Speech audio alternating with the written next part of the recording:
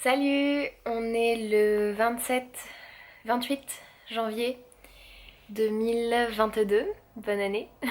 Pour, je crois qu'on a le droit de souhaiter la bonne année jusqu'à fin janvier, hein, c'est ça. Donc je vous souhaite une bonne année et je suis de retour. Voilà. Euh, Dans cette vidéo, je vais t'expliquer un petit peu ce qui s'est passé dernièrement. Je crois que j'ai pas fait de vidéo depuis plus de 6 mois. Et, euh, Et j'ai pas mal de choses à raconter et j'ai pas du tout préparé comment je vais raconter tout ça. Donc du coup, je vais... Ouais, je me suis dit je vais peut-être faire plusieurs vidéos pour te raconter, mais en même temps j'ai un peu la flemme et je me dis que je vais te faire une grosse vidéo pour tout te raconter et voilà, je vais la poster comme ça sans trop de montage. Parce que ouais, en fait ça me convient bien et je trouve que c'est assez authentique et, euh, et en fait, j'ai surtout envie de voilà, reconnecter un petit peu avec ma chaîne YouTube, recommencer à raconter un peu ma vie et mes états d'âme sur cette chaîne. Et, euh, et voilà, et sans chichi et sans trop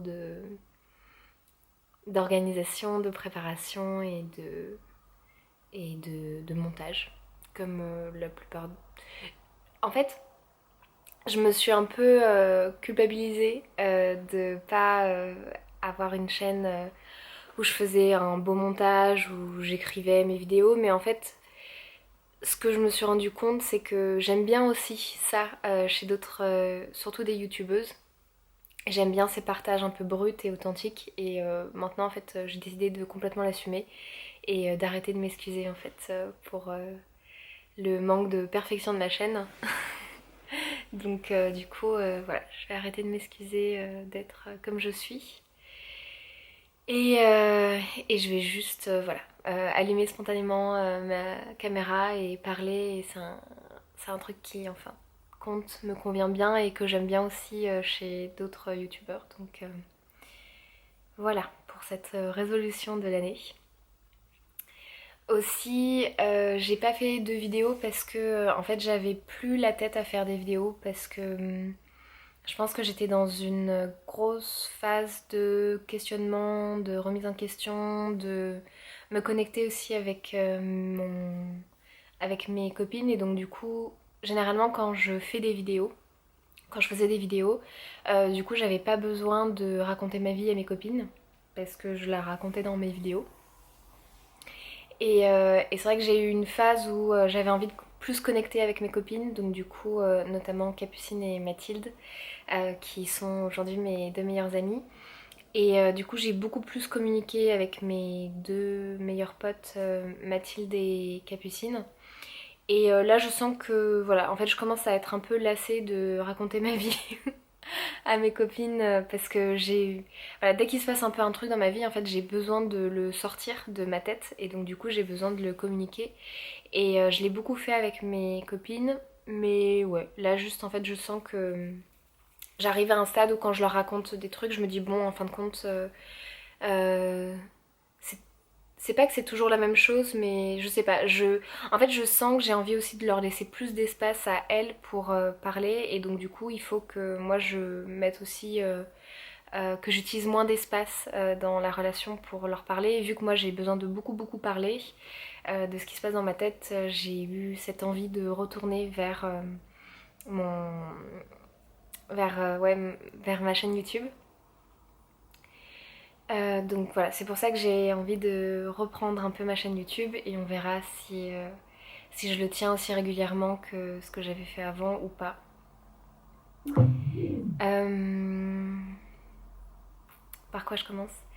J'ai envie de commencer par... je crois que j'ai une des dernières vidéos aussi de ma chaîne. Et c'est un peu aussi la raison pour laquelle j'ai arrêté de faire des vidéos.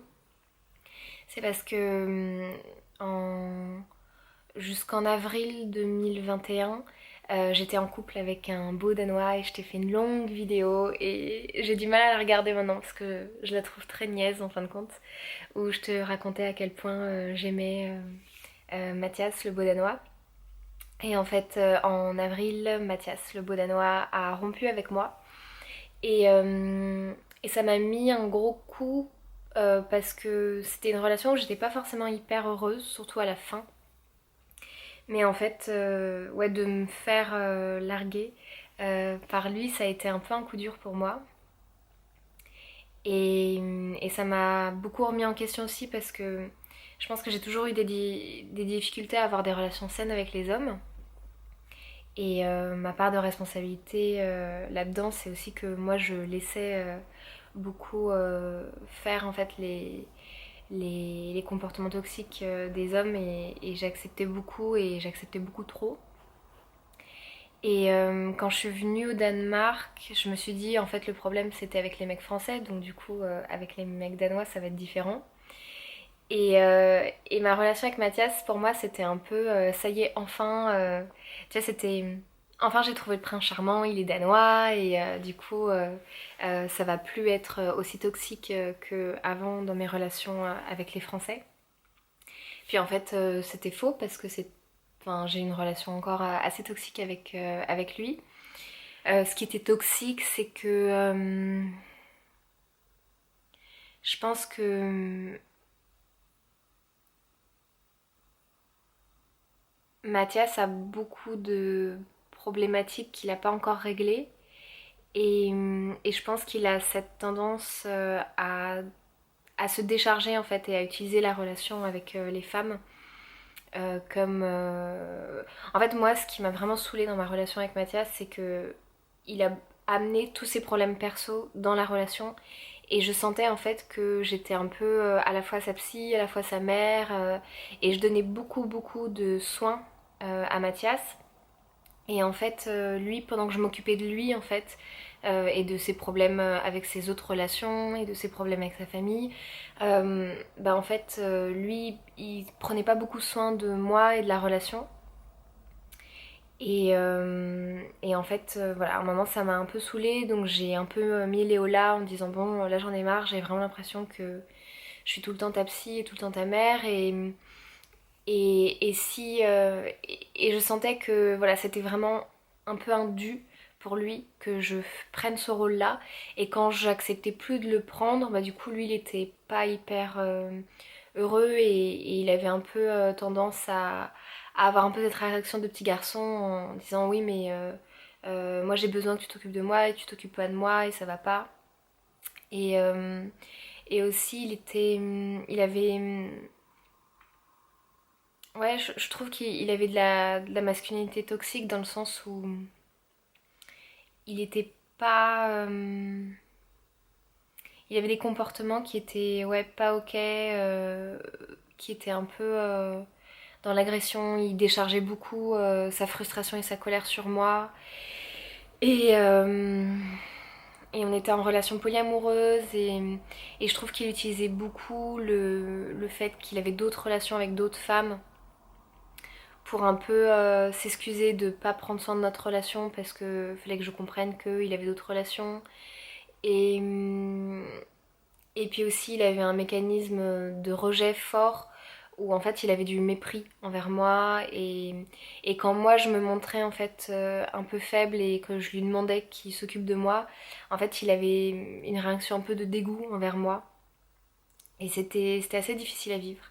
Et au final, je suis assez contente qu'il ait rompu avec moi parce que moi j'étais partie dans. Je m'accrochais beaucoup en fait à cette relation et je pense que j'aurais eu du mal à mettre un terme à la relation. Et je pense que lui, quand il a mis un terme à la relation, il était, et je pense qu'il est encore un peu dans l'espoir de continuer la relation, peut-être sous une autre forme, tu vois, mais en tout cas, continuer à prendre un peu de ce que je peux lui donner. Et là, je suis encore un peu en relation amicale avec lui, mais je suis vraiment en train de me poser des questions en me disant, je crois que j'ai envie d'arrêter ça en fin de compte. Donc, ouais, il faut que j'y réfléchisse encore un peu, mais c'est vrai que là, je sens que moi, j'ai envie de couper un peu la relation avec lui parce qu'en fin de compte, il a pas été hyper correct avec moi et il s'en est pas vraiment excusé. Je pense qu'il s'en rend pas forcément compte et je pense qu'il a encore beaucoup de travail sur lui à faire et c'est ok. Mais moi j'ai plus envie d'accepter ce genre de comportement dans mon cercle proche et j'ai plus envie d'entretenir des relations et de mettre de l'énergie dans une relation avec quelqu'un qui a des comportements toxiques en fait envers moi et vu que j'ai quand même du mal à mettre des limites, à dire non, je pense que pour moi c'est plus facile en fin de compte de complètement arrêter la relation. Donc je suis en train d'un peu de réfléchir à ce que je vais faire. Même si ce soir je vais manger au resto avec lui. Mais voilà, j'ai besoin de prendre un peu la température dans ma relation avec lui parce que ça fait longtemps qu'on ne s'est pas vu. Et, euh, et je vais voir un petit peu où j'en suis. Ce qui a beaucoup changé depuis avril 2021, c'est que j'ai fait un gros travail sur moi à essayer de comprendre en fait pourquoi j'avais systématiquement en fait euh, une attraction pour des hommes qui étaient un peu maltraitants avec moi, soit physiquement, soit psychologiquement. Et en fait, je me suis rendu compte que j'avais vraiment une peur très très très très très profonde des hommes et que ça venait de situations où j'étais avec des hommes qui avaient une emprise mentale sur moi et qui utilisaient aussi la violence physique en fait pour être dominant avec moi. Et j'ai fait un gros travail en hypnose régressive, je pense qu'on peut appeler ça comme ça, pour en fait sortir cette peur de moi et comprendre d'où elle venait. Et ça a été un gros morceau que j'ai évacué de moi et ça m'a vraiment beaucoup allégée et ça m'a permise de me mettre aussi... En fait c'est un peu bizarre mais vu que j'avais très peur des hommes, j'avais aussi une dépendance en fait aux hommes parce que seule, je me sentais pas protégée en fait de ce monde d'hommes. Donc je sentais que j'avais tout le temps un peu besoin d'être en relation avec un homme pour me sentir un peu plus protégée. Mais en même temps, j'étais en relation avec des hommes qui me protégeaient pas forcément et qui me faisaient un peu revivre, tu vois, cette situation qui me faisait peur. Et, euh, et j'ai vraiment eu, je pense que c'était en septembre, une phase où je me suis beaucoup expliquée avec Mathias, où aussi je lui ai dit, où j'ai osé en fait lui dire ce qui allait pas dans la relation et ce que j'aimais pas dans son rapport avec les femmes et ce que je voyais avec de ce qu'il faisait avec moi ou avec d'autres femmes avec qui il était en relation. Et, euh, et ça m'a fait beaucoup de bien. C'était une très belle discussion qu'on a eue avec Mathias. Au début, il n'a pas du tout été heureux d'entendre ce que moi je lui disais. Et je pense qu'il n'a pas complètement accepté tout ce que je lui ai dit. Mais il y a eu beaucoup de respect en fait de mon côté et je pense de son côté aussi. Et, et moi, ça m'a beaucoup fait avancer parce qu'en fait, je pense que quand j'étais victime des hommes, j'osais pas en fait parler et j'osais pas dire aux hommes voilà ça là ce que tu m'as fait c'est pas ok et ça me fait du mal et j'aime pas ça et je veux plus accepter ça. Et en fait en septembre 2021 pour la première fois j'ai vraiment osé en fait parler et dire à Mathias à quel point ses comportements étaient pas ok et à quel point je voulais plus de ça. Et ça m'a vachement libérée et je pense que j'avais peur de le faire parce que j'avais peur de me prendre un retour de bâton en parlant en fait et en disant à quel point c'était pas ok ouais, ce que les hommes me faisaient. Et là en fait de me rendre compte que ouais c'était pas forcément un moment hyper agréable dans la relation mais tant pis parce que j'en avais besoin et que ça fait du bien en fait de libérer ma parole. Donc du coup ça m'a permis en septembre de libérer encore une partie de moi qui n'osait pas s'exprimer. Et ça a un peu pour moi fait une coupure en fait dans ma relation avec Mathias parce que ça m'a permis de passer un peu à autre chose. Et après j'étais dans une phase où je me disais bon là c'est bon les hommes je veux plus en entendre parler. Et puis il y a un homme qui est danois aussi qui s'appelle Yépé qui m'a contacté. On se connaissait vite fait de vue par des amis en commun. Et, euh, et en fait, j'ai commencé à me dire, oh pourquoi pas, je me rappelle que quand je l'avais vu, je l'avais trouvé mignon et que... et moi ça m'intéresse en fait de connecter avec les gens et donc du coup j'ai commencé à me dire, bon, ok, pourquoi pas connecter avec lui, on va voir. Et du coup on s'est vu, c'était le 5 novembre 2021 et on a passé une soirée extraordinaire. Vraiment c'était... C'était une super belle connexion. Et en fait, je crois que pour la première fois, j'ai eu un crush avec cet homme, mais j'étais quand même dans un état où j'avais les pieds sur terre en fait. Et je suis pas complètement partie, tu vois, euh, dans un peu un délire, tu vois, romantique de oh il est merveilleux. Et même si j'ai quand même eu cette phase où je me disais waouh il est vraiment merveilleux et j'ai vraiment envie de passer plus de temps avec lui, je trouve que tu vois, j'ai pas eu cette envie de faire une vidéo hyper niaise pour dire à quel point il est merveilleux. Euh, je me sens plus en fait, ouais, les pieds sur terre dans cette relation parce que je, en fait, je pense que Yépé a pas beaucoup de problèmes de confiance en lui. Et en fait, j'ai l'impression que quand je sentais qu'un homme avec qui j'étais en relation avait un problème de confiance en lui, j'avais besoin en fait de compenser en lui disant à quel point il est merveilleux, en criant à toute la terre à quel point il était merveilleux, euh, un peu pour compenser et lui donner plus confiance en lui.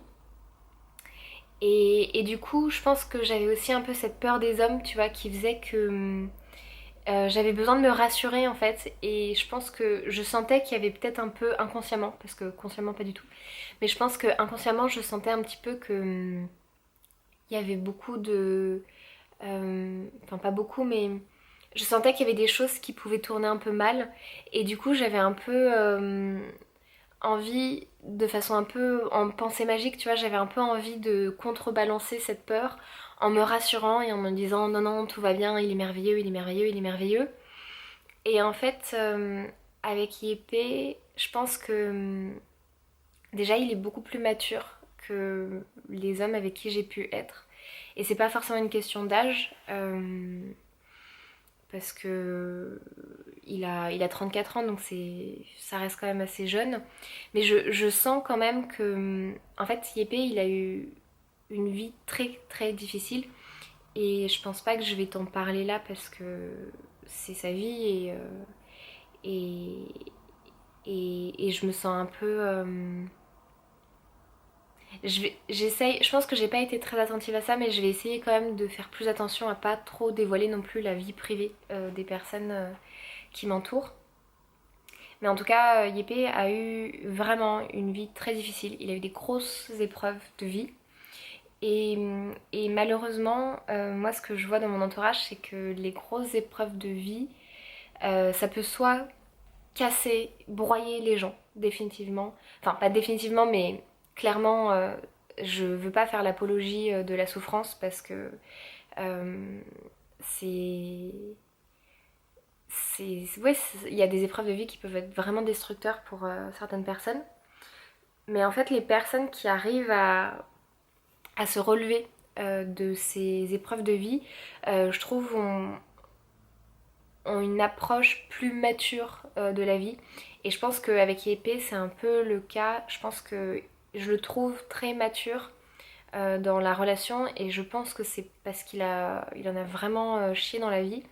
Et du coup, ça l'a remis. Enfin, je sais pas si ça l'a remis, mais en tout cas, ça lui apporte une maturité que moi je trouve très belle et qui me fait beaucoup de bien dans cette relation. Pour donner des exemples, il est beaucoup dans le soin et ça aussi ça me fait vraiment du bien d'être un homme qui prend beaucoup soin de moi et qui prend beaucoup soin de faire attention à comment je me sens dans la relation, à ce que dès que j'ai encore un peu une tendance à me culpabiliser, à beaucoup m'excuser et il est tout le temps en train de me rattraper en me disant non non non t'as pas besoin de te culpabiliser, t'as pas besoin de te sentir mal, t'as pas besoin de t'excuser pour tes sentiments. Je sais que moi je pleure beaucoup et j'ai tendance quand je pleure à m'excuser de pleurer en fait. Et il est tout le temps en train de dire non non t'as pas besoin de t'excuser de pleurer, c'est ok, t'as pas besoin de t'excuser d'être stressé ou t'as pas besoin voilà.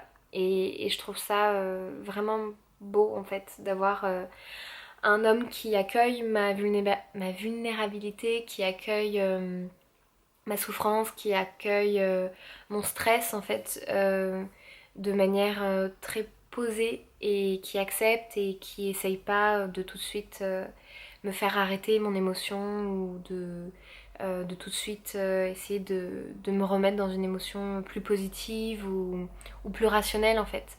Et ça me fait beaucoup de bien, vraiment beaucoup de bien. Donc oui, oui, depuis début novembre 2021, je suis en relation avec Yépé et ça se passe vraiment très très bien. Et il y a un autre truc qui a été amené aussi par la relation avec Yépé, c'est que il a été diagnostiqué autiste il y a plusieurs années. Et en fait, moi je me suis toujours sentie un peu en décalage, un peu bizarre.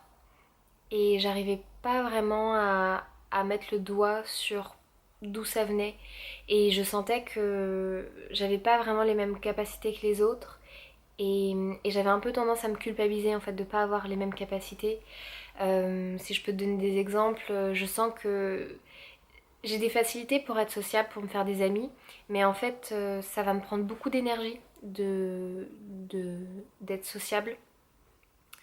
Et, et en fait je me suis rendu compte que j'avais un fonctionnement plutôt introverti, mais pour moi c'est pas que le fonctionnement introverti, il y a vraiment aussi une question plus... Il y a une dimension plus subtile en fait, de vraiment en fait quand j'ai besoin de me retrouver beaucoup seule dans ma bulle pour en fait un peu comme me recentrer sur moi-même. Parce qu'en fait, je suis tellement sensible aux émotions, je suis tellement empathique en fait aux émotions des autres sans même qu'ils les communiquent.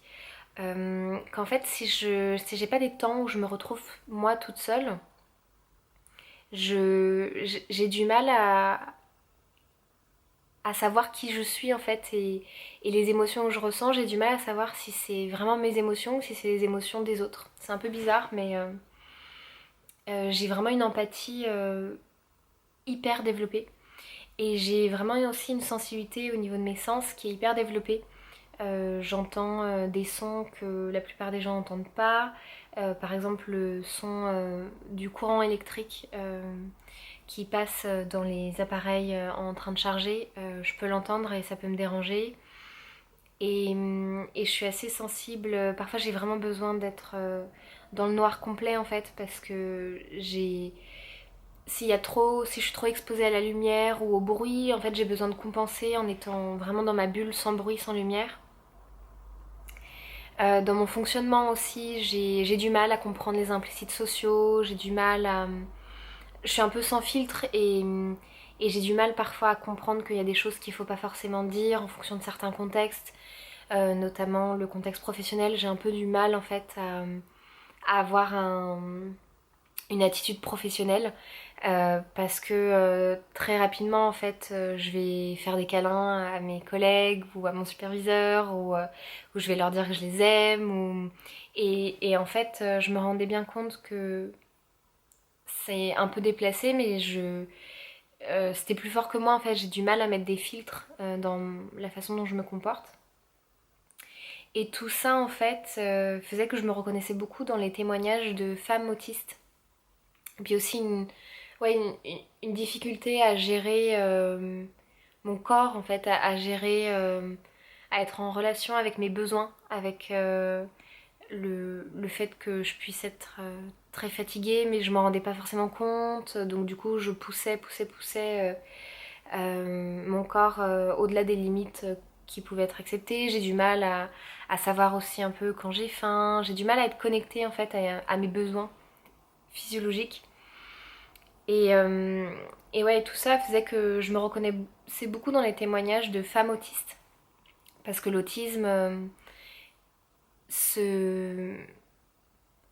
l'autisme est assez différent en fait en fonction des hommes et en fonction des femmes. Ça va s'exprimer de façon assez différente et je pense notamment que le fait d'être sociabilisée comme une femme euh, contrebalance beaucoup en fait les caractéristiques autistiques et, et du coup ce qui est souvent dit c'est que c'est plus difficile de diagnostiquer une femme qui est autiste par rapport à un homme parce que les femmes ont tendance à beaucoup plus compenser et masquer en fait les caractéristiques autistiques. Et ça faisait plusieurs années que je me posais la question de savoir si j'étais autiste ou pas. Et cet été, j'ai remis un peu ça sur le devant de la table en me rendant compte à quel point j'avais des difficultés en fait à être sociable dans un groupe. Et pourtant, c'était un groupe. En fait, je me suis toujours trouvé des excuses un peu extérieures en me disant c'est parce que les gens extérieurs me convenaient pas. Et en fait, l'année dernière, j'ai beaucoup connecté avec des gens qui me conviennent complètement au niveau de leur valeur interpersonnelle, au niveau de leur fonction, enfin, au niveau de leur, de la, j'ai des mots en anglais qui me viennent, au niveau de la manière dont ils se comportent en fait, j'ai vraiment trouvé un peu ma tribu. Mais malgré ça, je me rendais compte que j'avais quand même du mal à passer du temps avec un groupe, j'avais du mal à m'adapter à l'énergie du groupe, j'avais du mal à, à gérer en fait les relations sociales.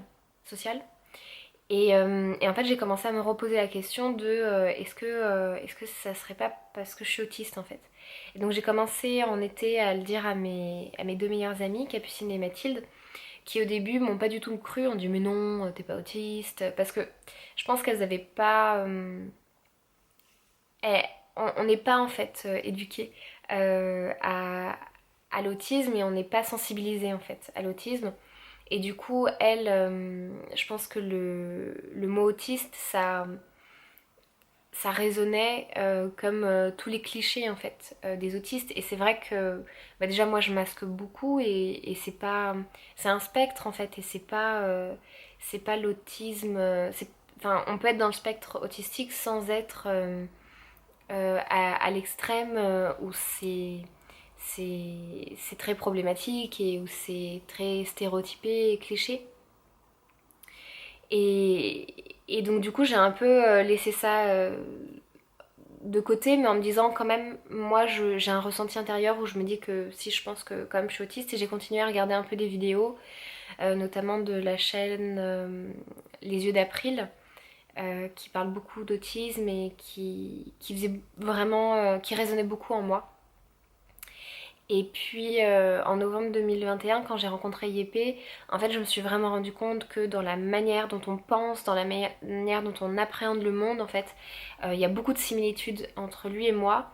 Et ça fait aussi que la relation est beaucoup plus fluide parce que je pense que, je pense que j'ai déjà été en relation avec des hommes qui étaient sur le spectre autistique, mais ça n'a jamais été vraiment dit, c'était pas des gens qui étaient très au courant en fait de ça et du coup je pense que ça coinçait un petit peu mais avec Yépé en fait comme il est hyper mature et comme il a ça fait plus de 8 ans je crois qu'il a été diagnostiqué donc il a accepté ça, il a fait des recherches sur l'autisme, il a été accompagné du coup il a une approche beaucoup plus sereine et moi en fait ça me permet en fait je pense que quand je me suis dit que j'étais autiste cet été j'avais un peu du mal à l'accepter parce que j'étais un peu en rejet en me disant non, enfin, en plus l'autisme c'est quand même beaucoup perçu comme une maladie, un trouble, c'est un handicap et, et c'est pas complètement faux mais en fait j'avais du mal à accepter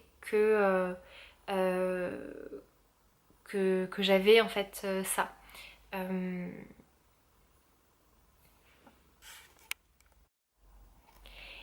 et en fait Yépé, comme pour ceux qui se posent la question, ça s'écrit J-E-P-P-E. Et je pense pas que je le prononce très bien, mais voilà. C'est comme ça que je le prononce son prénom. Et lui, ça lui convient en tout cas quand je le prononce comme ça. Et en fait, en relationnant avec Yépé, je me suis vraiment rendu compte que oui, c'est évident en fait que je suis autiste et c'est évident que c'est ok. Et en fait, vu que lui, il assume vraiment son autisme et il le dit et il écoute beaucoup ses besoins spécifiques et il est, il est très attentif à son bien-être en prenant en compte ses caractéristiques spécifiques de l'autisme que du coup moi en fait ça m'a comme je l'aime beaucoup en fait ça m'a aidé à accepter cette particularité en moi aussi. Et là, je suis en train de me poser la question de est-ce que je devrais passer par un parcours diagnostic. Et, et je me dis que j'en ai pas forcément besoin parce que en fait, l'autodiagnostic pour moi me suffit. Parce qu'il y a beaucoup de ressources en ligne sur l'autisme et du coup maintenant que j'ai mis un peu le doigt sur cette particularité que j'ai en fait, euh, avec Yépé qui a aussi plus de connaissances et de vécu en tant que... Enfin, c'est bizarre de dire ça, mais en fait, vu que ça fait que quelques mois que je me rends compte que je suis autiste, en fait, j'ai pas un vécu euh, conscient de l'autisme depuis très longtemps. Alors que Yépé, ça fait 8 ans qu'il a été diagnostiqué et déjà avant, il pensait qu'il était autiste. Et du coup, ça lui fait 8 années en fait de vécu en pleine conscience de son autisme. Et, euh, et du coup, ça lui donne une grosse avance dans la manière dont il se connaît et comment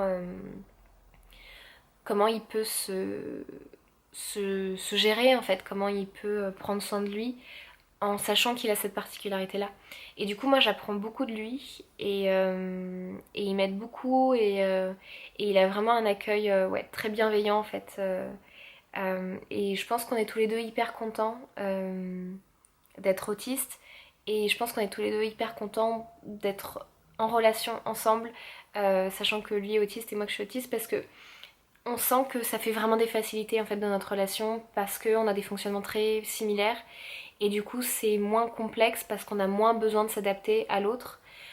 C'est plus facile en fait pour nous de communiquer nos besoins spécifiques et que ça soit bien compris par l'autre. Donc c'est vraiment une super belle relation que j'ai avec lui. Et ouais, pour la première fois en fait, je sens que j'ai pas besoin de me bercer d'illusions. Je sens que j'ai pas besoin de me monter la tête avec les lunettes de l'amour pour me convaincre que ça va aller, ça va fonctionner. Et je suis beaucoup plus sereine et je me sens beaucoup plus dans l'acceptation du fait que je suis à la fois indépendante de lui, mais aussi un peu dépendante de lui. Et en fait, je pense que dans mes relations avant avec les hommes, j'étais très très dépendante. Après, j'ai contrebalancé en essayant d'être le plus indépendante possible, mais c'était un peu une illusion parce que on est tous interdépendants en fin de compte et j'avais besoin des autres aussi pour soit de mes copains, soit de mes amis pour remplir certains besoins en fait que je peux pas remplir par moi-même. Euh, et là en fait je pense que je suis arrivée à un stade où j'accepte en fait mon interdépendance mais où j'ai conscience aussi que voilà, je suis la seule à être responsable de mes décisions de vie parce que à la fin je suis la seule à payer les conséquences positives ou négatives de mes décisions de vie en fait.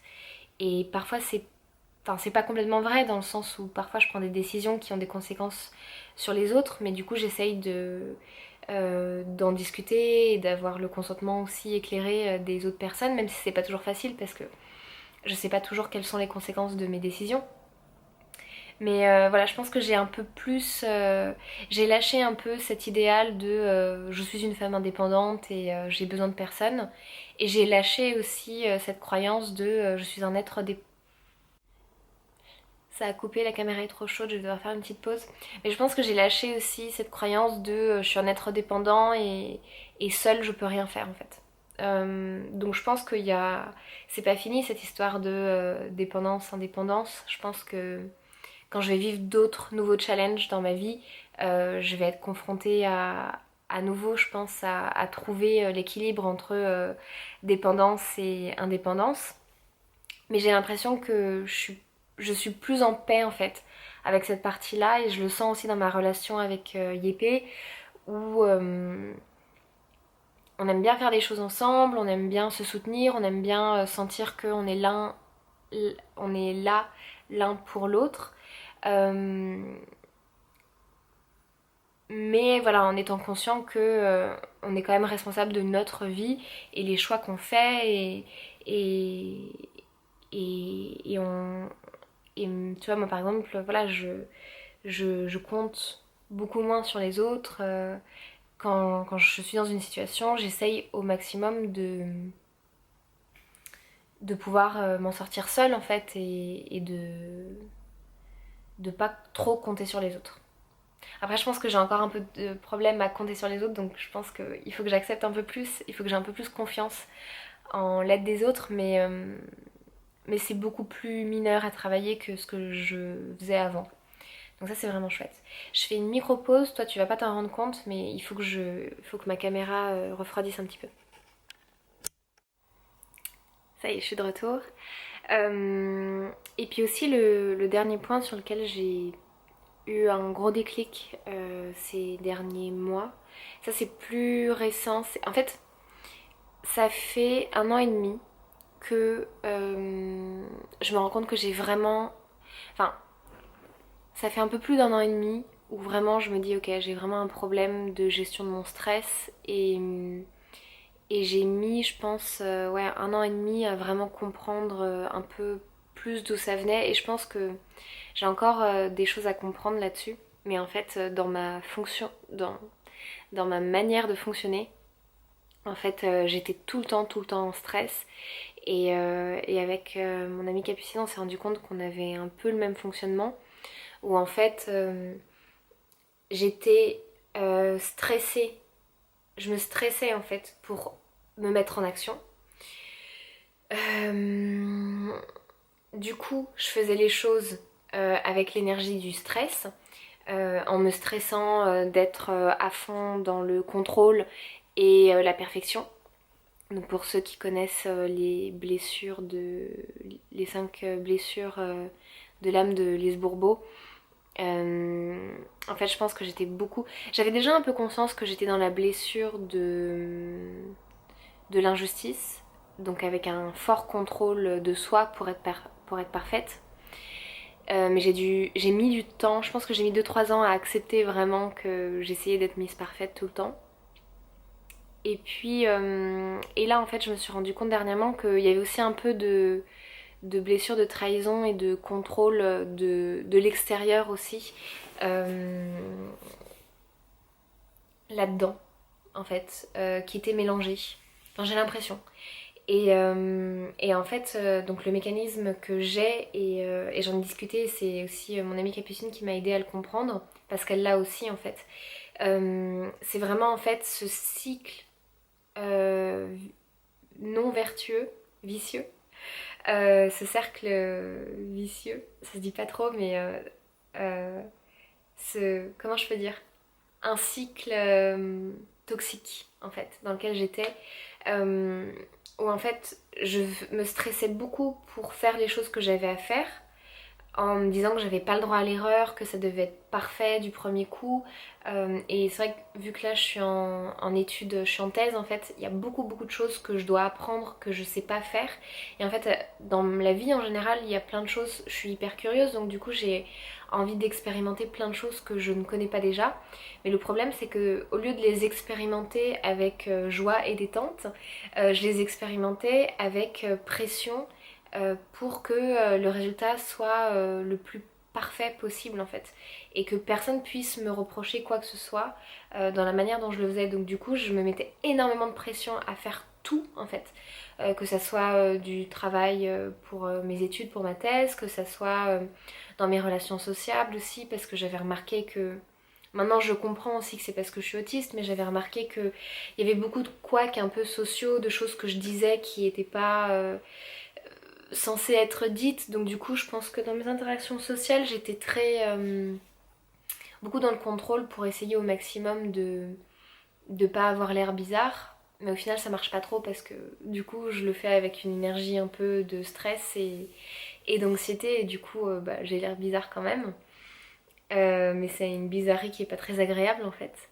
Et donc du coup, une fois que je m'étais épuisée à faire les choses avec l'énergie du stress, du coup en fait j'arrivais dans une phase un peu plus basse en énergie où du coup j'étais épuisée parce que faire les choses sous stress c'est épuisant. En plus le stress ça fait que je digère pas bien, ça fait que je dors pas bien, ça fait que j'arrive pas à bien me reposer en fait. Je suis pas sereine à ne rien faire parce que je me stresse, donc du coup j'arrive pas à bien me reposer. parce que ça me stresse de rien faire parce que je me dis que je devrais être en train de faire des trucs.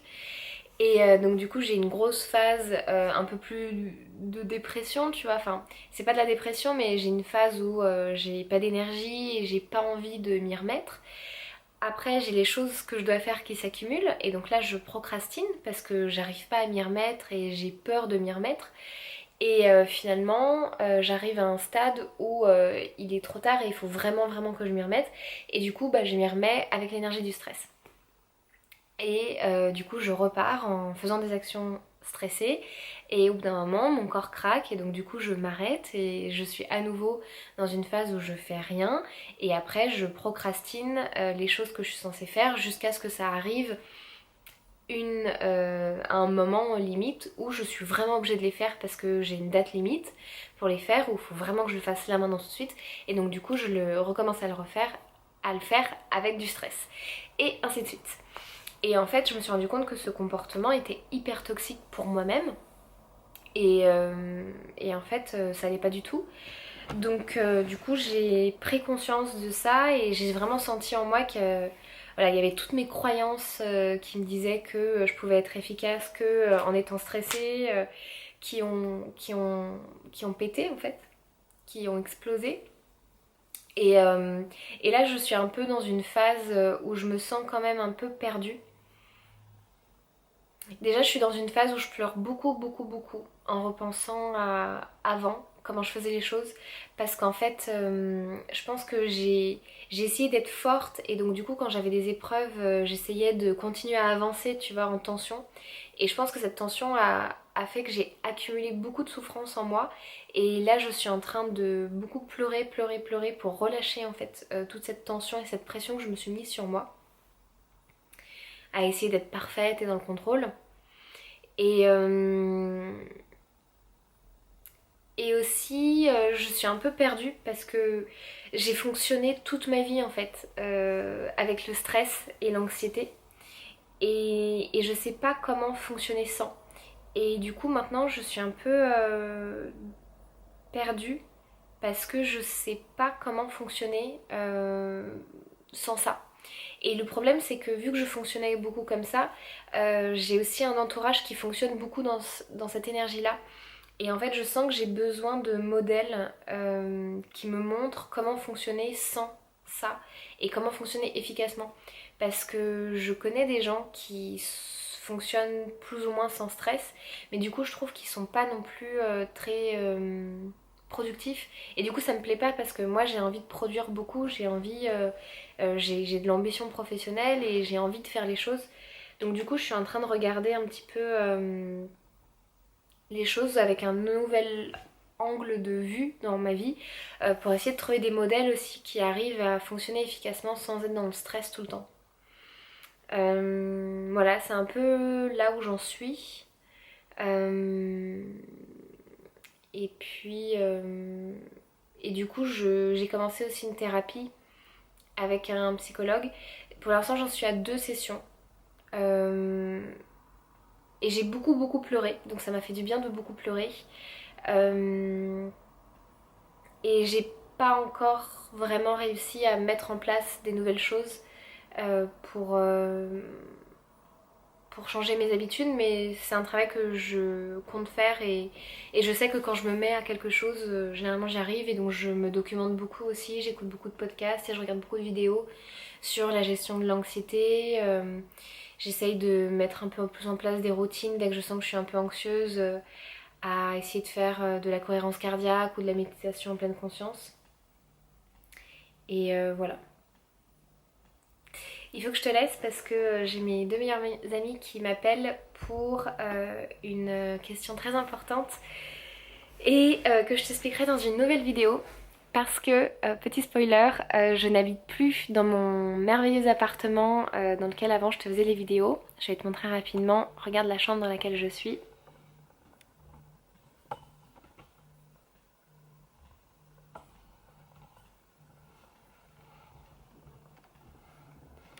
J'espère que t'as vu quelque chose, je suis pas très sûre. Attends, je te refais un petit tour au cas où.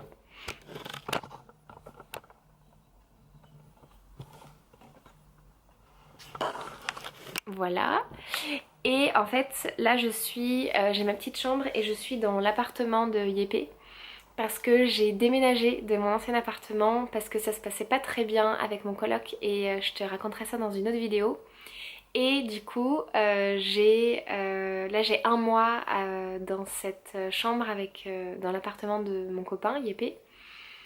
Et le mois prochain, le 1er mars, on a signé le contrat cette semaine et là maintenant il faut qu'on envoie beaucoup d'argent et je vais te raconter tout ça dans une autre vidéo et c'est pour ça que je vais appeler mes amis.